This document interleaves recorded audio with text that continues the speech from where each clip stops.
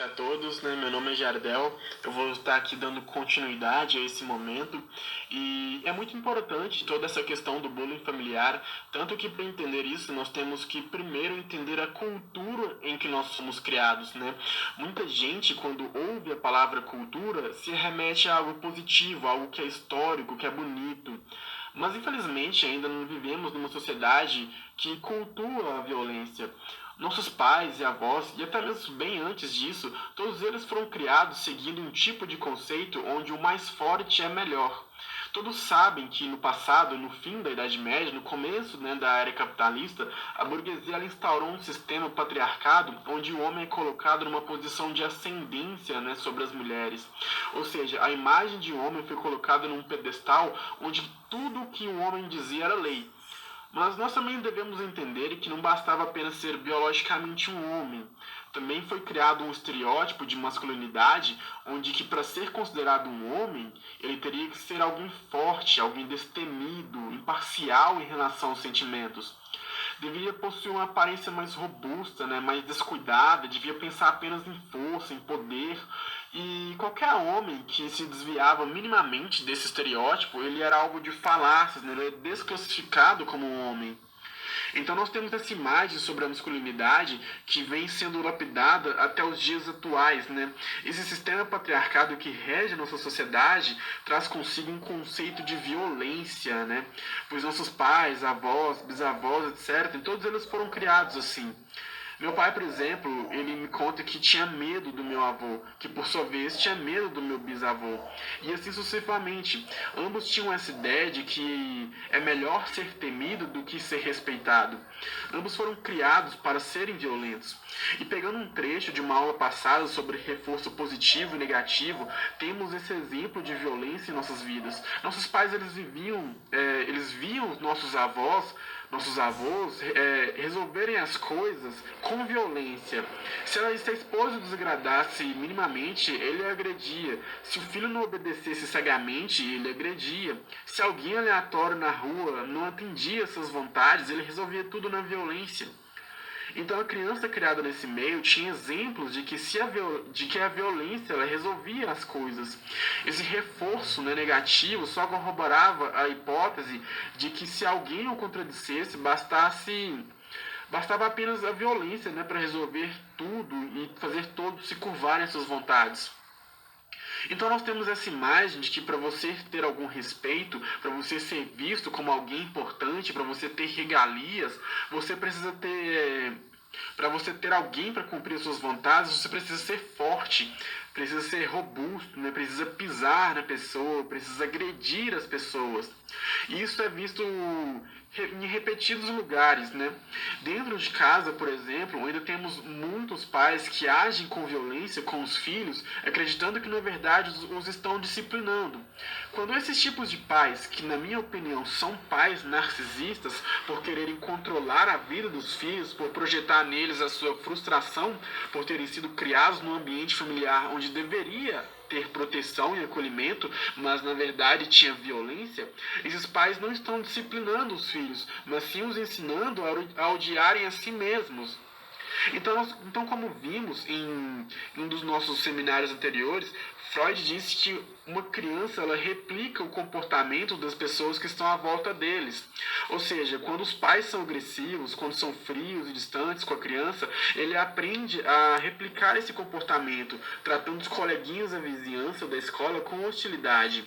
Porque ele foi tratado dessa maneira, ele aprendeu a socializar dessa maneira. Mas esse tipo de comportamento não é uma característica exclusivamente masculina. Temos vários exemplos de garotas tendo esse tipo de comportamento.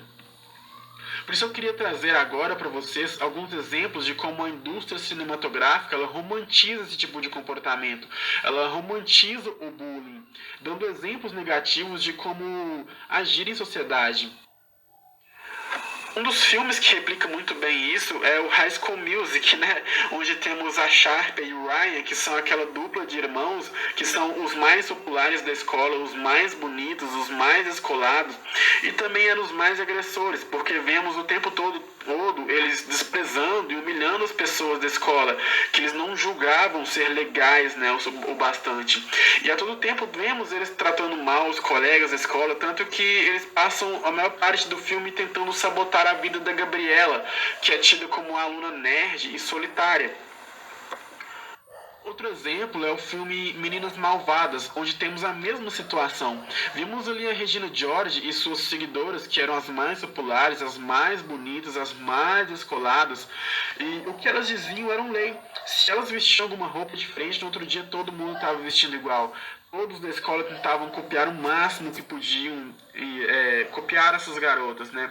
E novamente vimos que elas eram más, né? Como o próprio nome já diz, elas eram más com as pessoas da escola. Tanto que no decorrer do filme, vemos a Cad, que é uma garota tida como a nerd, ser alvo das maldades das meninas e que eram tidas como lindas, porém burras, né?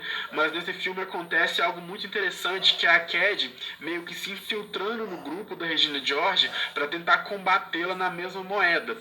Mas o que acontece é que a Cad, ela acabou se tornando uma garota má também. Ela se tornou a própria Regina George e os papéis foram trocados. Isso nos traz dois conceitos. Primeiro, o conceito de que se você for uma pessoa gentil, uma pessoa inteligente, você é tido como alvo de bullying e é tido como um fracasso e ninguém quer ser amigo de você. Ao contrário de que se você for uma pessoa tida como forte, como bonita e outras características superficiais, você é tido como legal, como popular e todos querem ser amigos de você. Isso só reforça o conceito de que se você desenvolver habilidades como inteligência científica ou inteligência emocional, isso não traz um retorno muito satisfatório. E o outro conceito que traz é de que o sonho do oprimido é se tornar o opressor.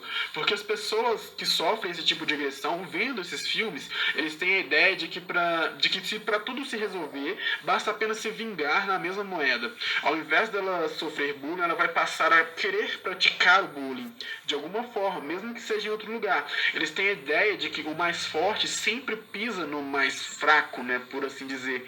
Então, ou elas se tornam mais fortes para se vingar, ou procuram uma pessoa mais fraca para pisar.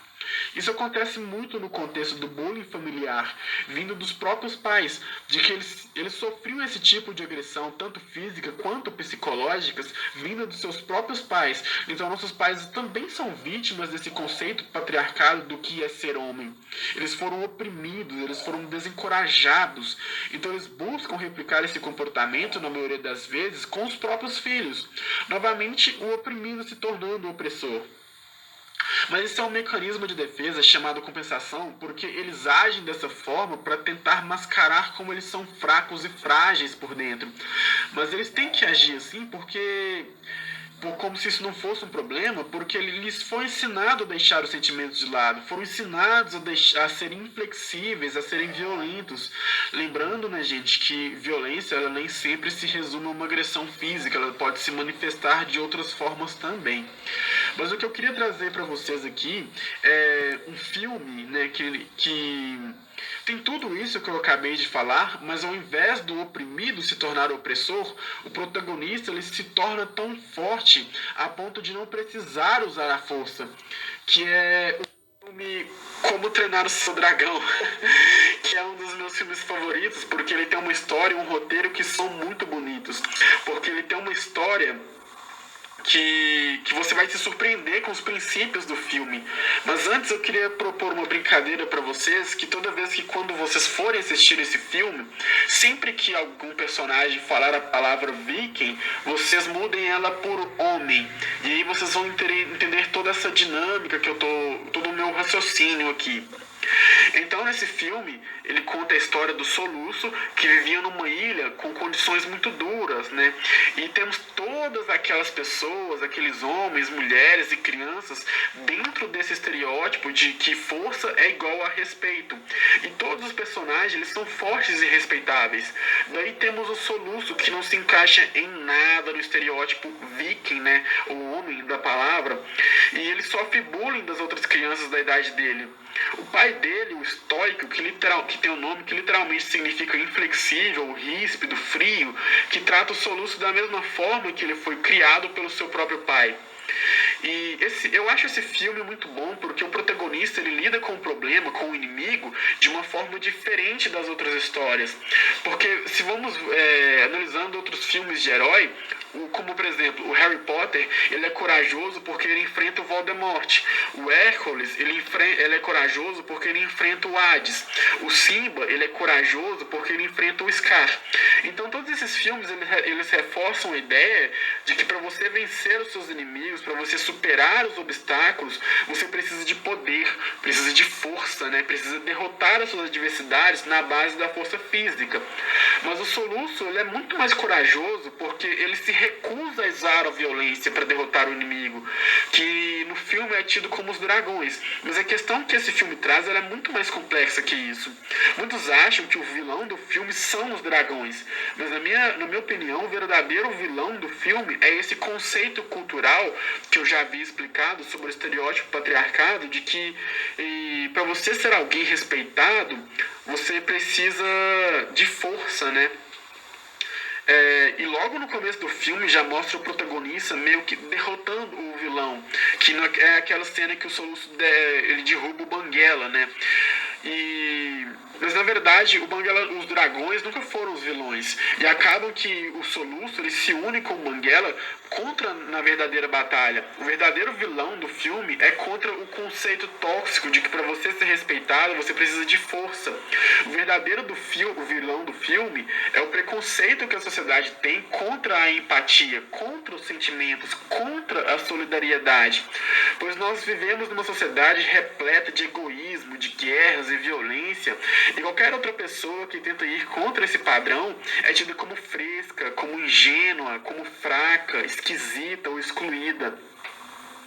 E normalmente em filmes significa que o protagonista é alguém tímido na maioria das vezes, alguém imaturo e até alguém covarde, e no decorrer da história ele cresce, ele amadurece e derrota os seus inimigos através de alguma atitude agressiva, literalmente através da força ou da manipulação. Mas o Soluço ele não se encaixa nesse arquétipo porque ele não por ele não ser corajoso, ele é o protagonista tido como herói porque ele tem um tipo diferente de coragem, ele derrota os inimigos de uma forma diferente, ele tem uma força diferente que não vem dos músculos, não vem de deixar os sentimentos de lado para lutar, não vem da habilidade de ser agressivo. A força dele vem do sentir, vem da empatia. Então essa é a mensagem que eu gostaria de passar aqui para vocês hoje, de que sentir empatia e agir nela requer muito mais coragem, muito mais força do que para bater em alguém, do que para humilhar alguém, do que para fazer bullying com alguém. Esse conceito estereotipado de que ser alguém precisa ser forte, precisa ser agressivo, e o que faz você se tornar alguém, né, respeitado, é o motivo pelo qual acontece bullying até hoje. A única coisa que falta é alguém com força o suficiente para sentir empatia pelo próximo e agir nela. É esse o conceito que devemos reforçar. É isso que nós devemos passar adiante. Não devemos ter medo de sentir, não devemos reforçar esse conceito de que para você ser forte precisa abandonar os seus sentimentos. Então, para finalizar toda essa história que eu acabei de contextualizar o bullying no conceito cultural, a grande moral que devemos reconhecer e passar adiante é o sentir, é o ter empatia e agir nela.